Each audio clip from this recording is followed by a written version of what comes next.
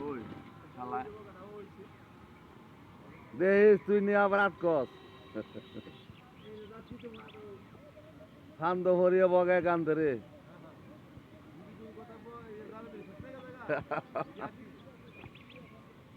পুডির মাছে আসায় যে ঠোঁট দিছে যে আটকিছে কুচার মধ্যে দেশ আপনি তুই আটকিস ওই যে পুডির মাছটা যা যা একটু নাম এ এ আনতারে না ও তোর তো এটা ফেটও পড়তো না এই ছোট্ট একটা আইন না কি করবি কষ্ট করিয়া